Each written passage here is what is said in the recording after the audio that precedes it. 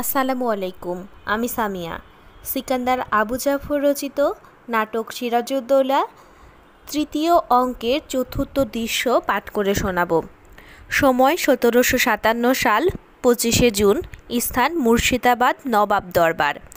শিল্পবৃন্দ মঞ্চে প্রবেশের পর্যায় অনুসারে: সিরাজ জনৈকিক ব্যক্তি, সৈনিক, অপর সৈনিক, বার্তাবাহক, দ্বিতীয় বার্তাবাহক, জনতা ও লুৎফা।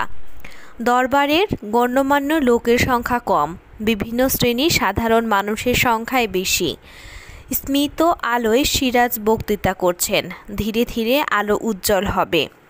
সিরাজ: পলাশির যুদ্ধে পরাজিত হয়ে আমাকে পালিয়ে আসতে হয়েছে, সে কথা গোপন করে এখন আর কোনো লাভ নেই। কিন্তু ব্যক্তি: প্রাণের ভয়ে কে না পালাই হুজুর। সিরাজ: আপনাদের কি তাই বিশ্বাস যে প্রাণ ভয়ে আমি পালিয়ে এসেছি? জনতা নীরব।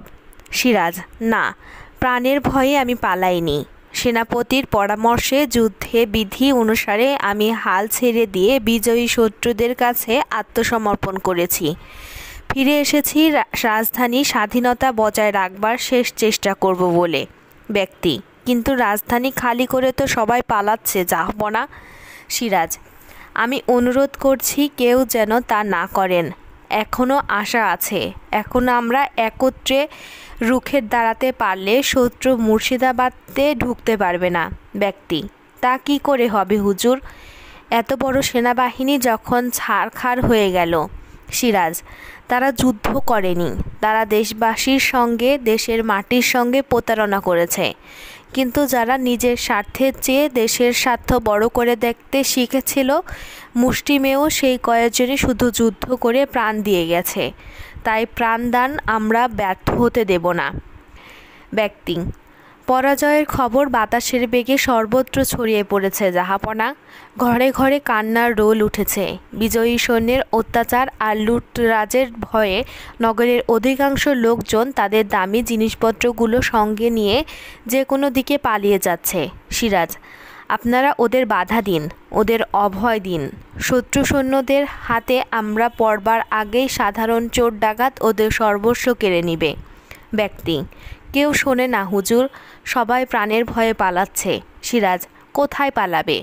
পেছন থেকে আক্রমণ করার সুযোগ দিলে মৃত্যুর হাত থেকে পালানো যায় না। আপনারা কেউ অধৈর্য হবেন না, সবাইকে শক্ত হতে দাঁড়াতে বলুন। এই আমাদের শেষ সুযোগ। একথা বারবার বলছি। ক্লাইভের হাতে রাজধানীর পতন হলে এদেশের স্বাধীনতা চিরকালের জন্য লুপ্ত হয়ে যাবে। ব্যক্তি: জাহাপনা, কোথায় বা পাওয়া যাবে তত বেশি সৈন্য, আর কোথায় বা তার ব্যয় ব্যবস্থা? সিরাজ: ২-১ দিনের ভেতরে বিভিন্ন জমিদারের কাছ থেকে যথেষ্ট সৈন্য সাহায্য আসবে। অর্থের অভাব নেই। সেনাবাহিনীর খরচের জন্য রাজকোষ উন্মুক্ত করে দেওয়া হয়েছে। আপনারা বলুন কার কি প্রয়োজন? সৈনিক: ইয়ার লুৎফার সৈন্যদলে রোজ বেতনে আমি জমিদারের কাজ করি জাহাপনা। আমার অধীনে ২০০ সিপাই। আমরা হুজুরের জন্য প্রাণপণে লড়তে প্রস্তুত। সিরাজ: বেশ, খাজানজির কাছ থেকে টাকা নিয়ে যান। আপনারা সিপাহীদের তৈরি হতে আদেশ দিন। মুর্শিদাবাদে এই মুহূর্তে অন্তত ১০,০০০ সৈন্য সংগ্রহ হবে। জমিদারের কাছ থেকে সাহায্য আসবার আগে এই বাহিনী নিয়ে আমরা শত্রুর মোকাবেলা করতে পারব। অপর সৈনিক: আমি রাজা রাজবল্লভের অশ্বারোহী বাহিনীটির ঠিকাধারে কাজ করি। আমার মতো এমন আরও শতাধিক লোক রাজবল্লভের বাহিনীতে কাজ করে। জাহাপনার হুকুম হলে আমরা একটা ফৌজ অল্প সময়ের ভেতরে খাড়া করতে পারি। সিরাজ: এক্ষুনি চলে যান। খাজানজির কাছ থেকে টাকা নিয়ে নিন যত দরকার। বার্তাবাহকের প্রবেশ। বার্তাবাহক: শহরে আরও বিশৃঙ্খলা দেখা দিয়েছে জাহাপনা। মোহাম্মদ ইরিস খাঁ সাহেব এইমাত্র সপরিবারে শহর ছেড়ে চলে গেলেন। সিরাজ: বিমর্ষ বিমূঢ়। ইরিস খাঁ পালিয়ে গেলেন? সিরাজের শ্বশুর ইরিস খাঁ। বার্তাবাহক: জাহাপনা। সিরাজ: আশ্চর্য, এই কিছুক্ষণ আগে তিনি আমার কাছ থেকে অজস্র টাকা নিয়ে গেলেন সেনাবাহিনী সংগঠনের জন্য। ব্যক্তি: তাহলে আর আশা কোথায়? সিরাজ: তাহলেও আশা রয়েছে। দ্বিতীয় বার্তাবাহকের প্রবেশ। দ্বিতীয় বার্তা। জাহাপনার কাছ থেকে সৈন্য সংগ্রহের জন্য যারা টাকা নিয়েছে তাদের অনেকেই নিজেদের লোকজন নিয়ে শহর থেকে পালিয়ে যাচ্ছে। সিরাজ: তাহলেও আশা?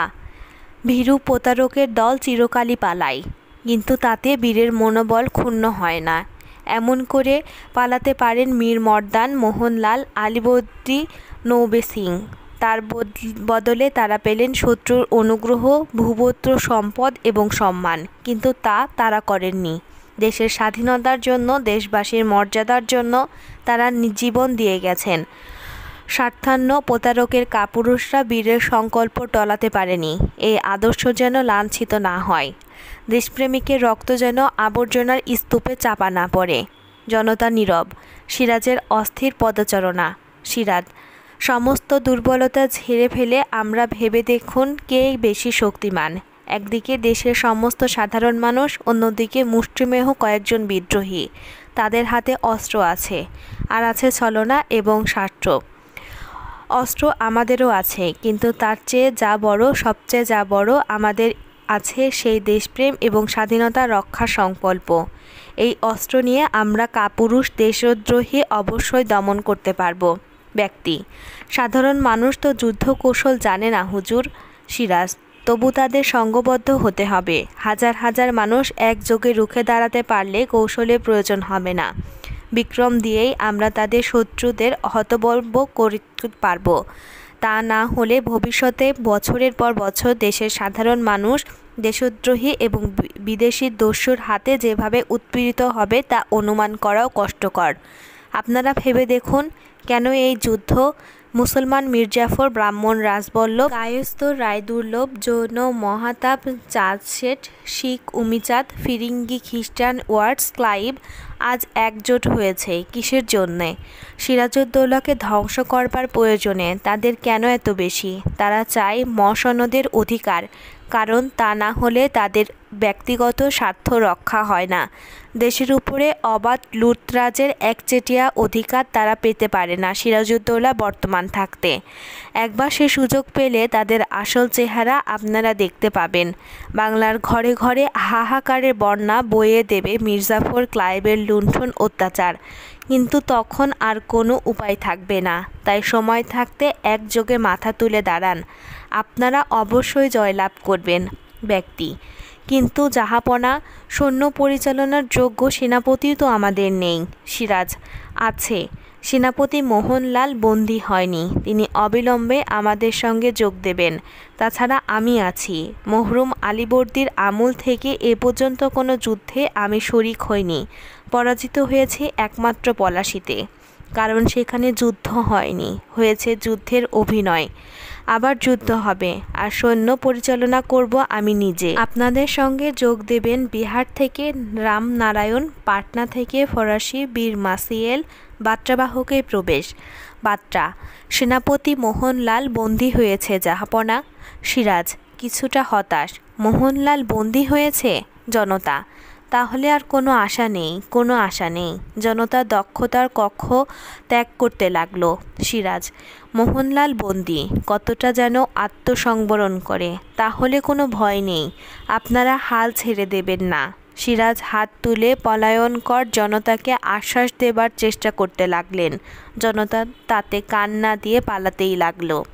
সিরাজ: আমার পাশে এসে দাঁড়ান, আমরা শত্রুদের অবশ্যই রুখব। সবাই বেরিয়ে এলো। অবসন্ন সিরাজ আসনে বসে পড়েন, দুই হাতে মুখ ঢাকলেন। ধীরে ধীরে সন্ধ্যার আধার ঘনিয়ে এলো। লুৎফার প্রবেশ। মাথায় হাত রেখে ডাকলেন, লুৎফা। নবাব? সিরাজ চমকে উঠে, লুৎফা? তুমি এই প্রকাশ্য দরবারে কেন লুৎফা? লুৎফা: অন্ধকারে ফাঁকা দরবারে বসে কোনো লাভ নেই নবাব। সিরাজ রুদ্ধ কণ্ঠে, কেউ নেই? কেউ আমার সঙ্গে দাঁড়ালো না? লুৎফা: দরবার ফাঁকা হয়ে গেল। লুৎফা কাঁধে হাত রেখে, তবু ভেঙে পড়া চলবে না জাহাপনা। এখন থেকে যখন হলো না তখন থেকে যেখানে আপনার বন্ধুরা আছেন সেখান থেকেই বিদ্রোহীদের শাস্তি দেবার আয়োজন করতে হবে। সিরাজ: সেখানে আমার বন্ধুরা আছেন। হ্যাঁ, আপাতত পাটনায় যেতে পারলে কিছু একটা করা যাবে। লুৎফা: তাহলে আর বিলম্ব নয় জাহাপনা, এক্ষুনি প্রাসাদ ত্যাগ করা দরকার। সিরাজ: হ্যাঁ, তাই যাই। লুৎফা: আমি তার আয়োজন করে ফেলেছি। সিরাজ: কি আর আয়োজন লুৎফা? 2-3 জন বিশ্বাসী খাদেম সঙ্গে থাকলেই যথেষ্ট। তোমরা প্রাসাদেই থেকো, আবার যদি ফিরি দেখা হবে। লুৎফা: না, আমি যাব আপনার সঙ্গে। সিরাজ: মানুষের দৃষ্টি থেকে চোরের মতো পালিয়ে পালিয়ে আমাকে পথ চলতে হবে, সে কষ্ট তুমি সইতে পারবে না লুৎফা। লুৎফা: পারবো, আমাকে পারতেই হবে। বাংলার নবাব যখন পরের সাহায্যে আশায় লালায়িত হয় তখন আমার কিসের অহংকার? যখন মৃত্যু আমার স্বামীকে কুকুরের মতো তাড়া করে ফিরছে তখন আমার কিসের কষ্ট? আমি যাব, সঙ্গে যাব। কান্নায় পড়লেন। সিরাজ তাকে দুহাতে গ্রহণ করলেন। দৃষ্টান্ত।